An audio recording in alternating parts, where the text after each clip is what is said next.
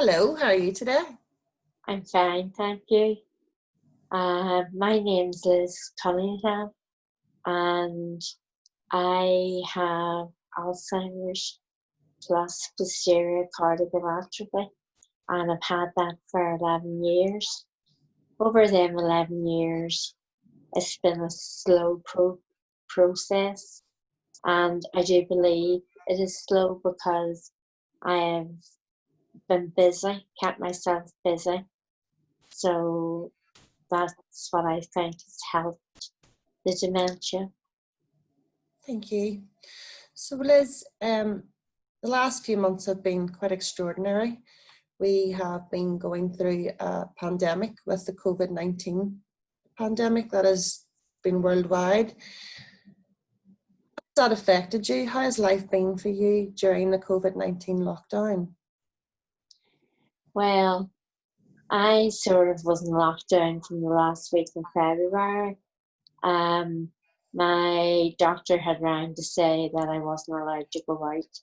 And then, of course, I live at Hemsworth Court, which is run by the trust. And there's all different types, people with different types of dementia. So they had to be considered as well. So they went into lockdown quite quickly as well.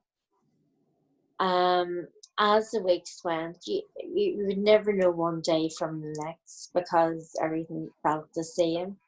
So I did become extremely down and depressed. And of course, when you are depressed, it heightens your dementia. So I felt I was watching myself deteriorate even more. And so frustrating. Things that you take for granted, being able to go outside, go to the shops that you couldn't do anymore. So it hit quite hard. Yeah, you were saying there about some of the things that you would have taken for granted. So how has life changed for you now over the last number of months? Well, I haven't been out still. I have to get the okay from the doctors, because I have pulmonary fibrosis. I suffer quite a lot from infections, whether that be chest or lungs.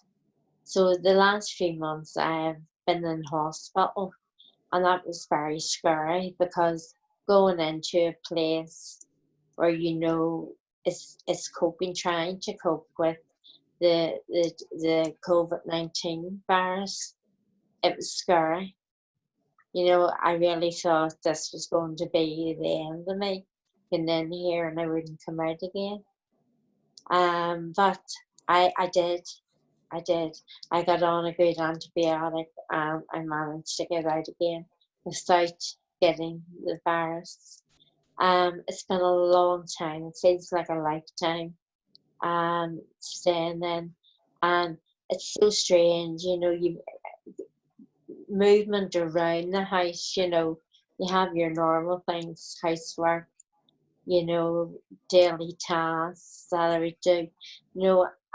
I just sort of fell behind in my art. I didn't want to do any crafts, and so slowly but surely I wasn't doing the things that I really enjoyed doing. So I had I think I reached the lowest point, and obviously then got up and said, do something about this. I need to move on. Yeah. So you were telling me there about being in hospital. You've been in hospital a few times. So being in hospital during the COVID-19 pandemic, what changes did you notice from previous experiences from hospital stays? Yeah. Because of COVID-19? Well, the nurses obviously, they're just run off their feet. I initially, first time I just seen the doctor, get handed an antibiotic and was sent home. Two other occasions after that, um, I was put into a ward with different people, but all who had lung conditions. The last time I went into the COVID ward, and it was frightening because, it was just like a white room, and you seen very little people. There was no storage facilities. It was very, it wasn't even a toilet. They brought the toilet to you, so everything was routinely done. But the nurses and doctors had that under control. So they made sure I hadn't got the virus before I was moved up into the ward. And when I went up there, once again, same situation, everybody wearing masks, gloves, everything. It was hard for the nurses because, you know yourself, if you have something on your hands, you can't really do other things, they tend to get in the way of everything. So, doing normal tasks, taking blood pressure or doing injection, but doing it all with gloves was very difficult for them because it was eerie, if that's the word I sort of feel towards the nurses, because they had a job to do, and they done it brilliant. But looking from a person with dementia, I felt that they could have handled the situation better for others and myself, because it's frightening enough to be in hospital. It's frightening even more to have dementia. And it's frightening when, sometimes things aren't explained properly to you and they're extremely direct. And that's scary for anyone. So you're saying about the personal protective equipment that the medical staff were wearing. What's that like as a person living with dementia and you're in hospital? What's that like interacting with the medical staff when they have the face masks on, whenever they have the additional gowns on, things like that? That affect you in any way in comparison Of course, to normally be like? yeah. Um, you know, there was no tone in their voices to make you feel at ease. That's what they were doing.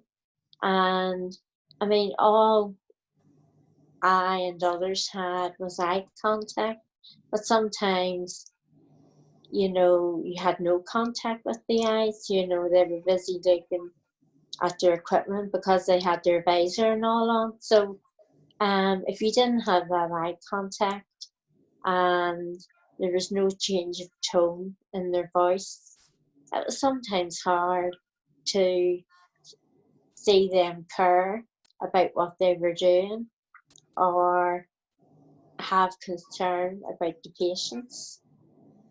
So there might be some medical staff that are watching this here today.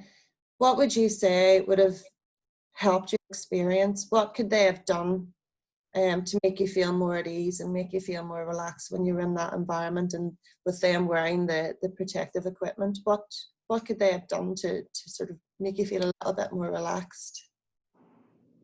Well, I know they're busy, and it's easy enough saying take your time, but taking that little bit extra time to say, oh, hello, Liz, I'm such and such. I'm here to take some blood from you instead of what you really feel they're pouncing on you, and it comes across quite, you sort of jump back because you're not really expecting what you're getting from the nurses.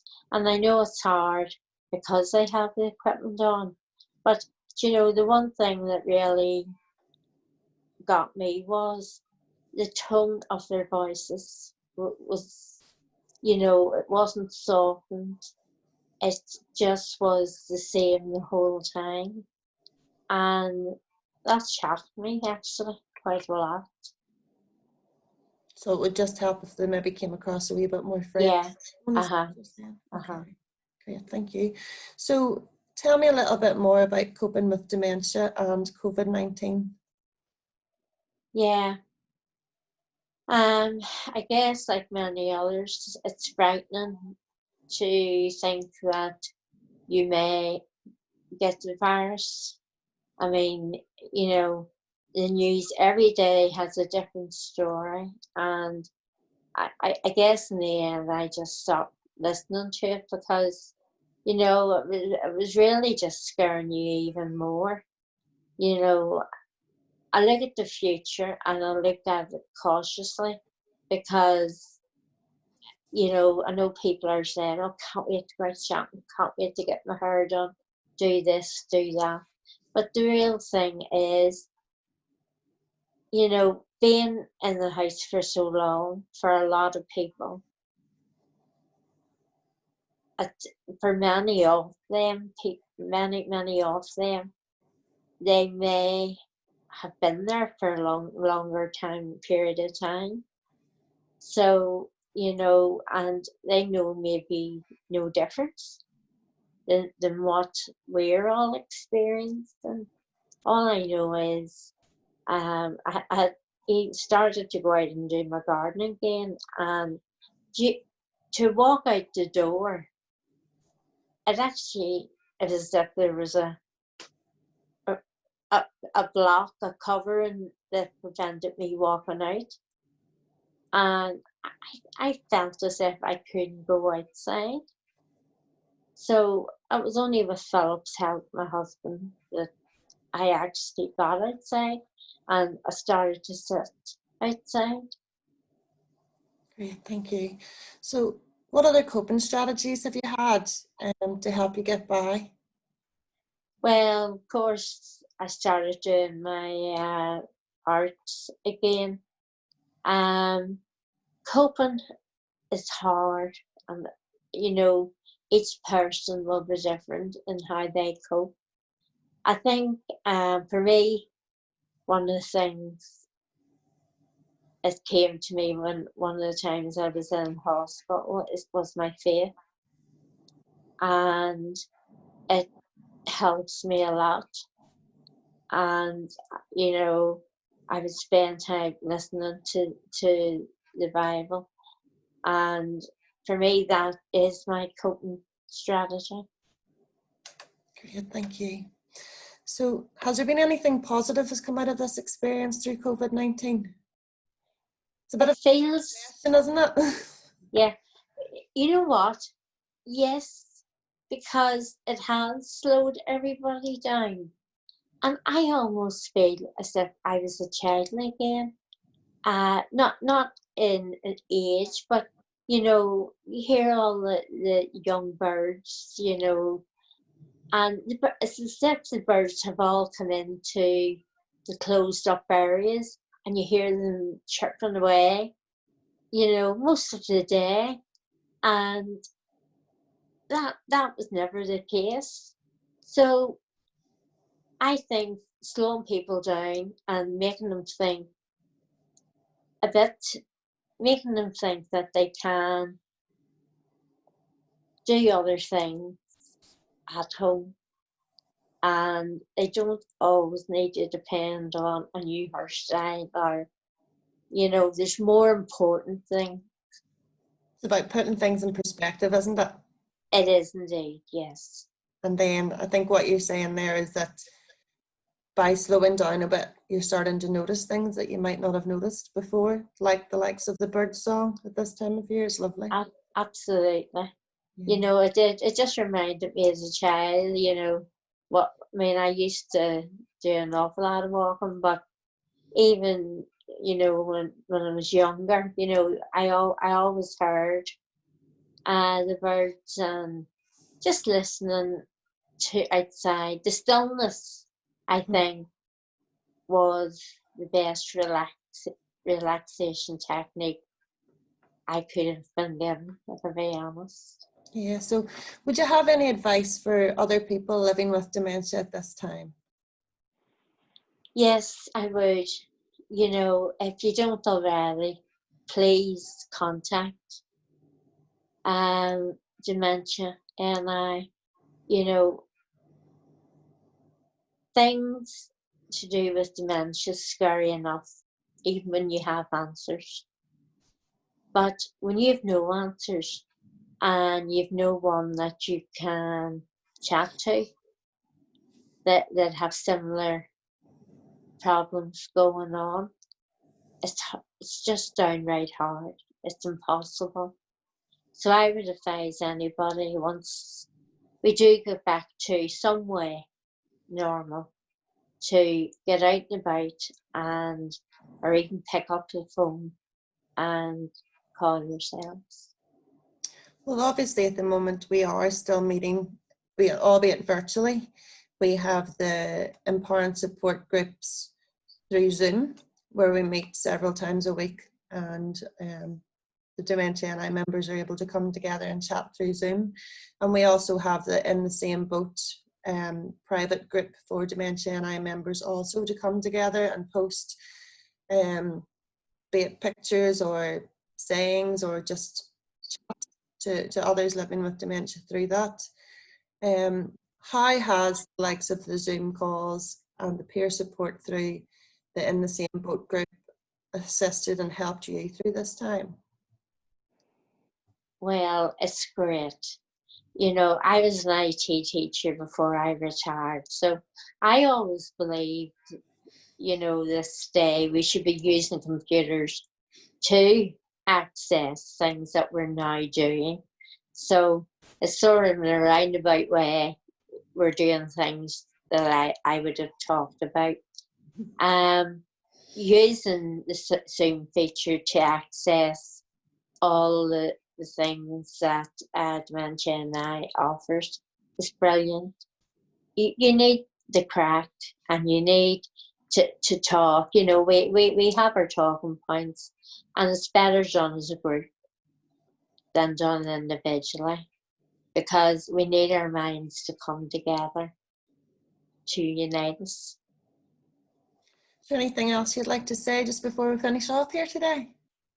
No, I enjoy every day that I'm able to do this, and it's great to see more members coming on board and using Zoom. I know the factor of learning how to use the computer may be difficult for some, but you know, even if we got that down to having learning sessions, you know, online, mind you, you know, it can be done.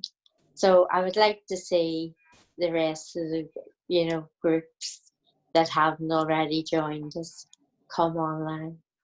Yeah. And again, is there anything that you would like to say to anybody living with dementia who might be watching this here today, to try and encourage them to come on board and to get in contact with Dementia NI? Yeah. Don't be frightened. Having dementia is frightening enough. So please contact Dementia NI. You know, there's just so many people that have had a diagnosis, been maybe where you are now, and we're here to help. We're here to chat to you. We're here to listen to whatever you want us to, and you'll feel that you're joining a family, not just a charity. Liz Cunningham, thank you very much for your time today. It's been really nice talking. You're welcome. Thank Thank you, you. Ashleigh. Bye.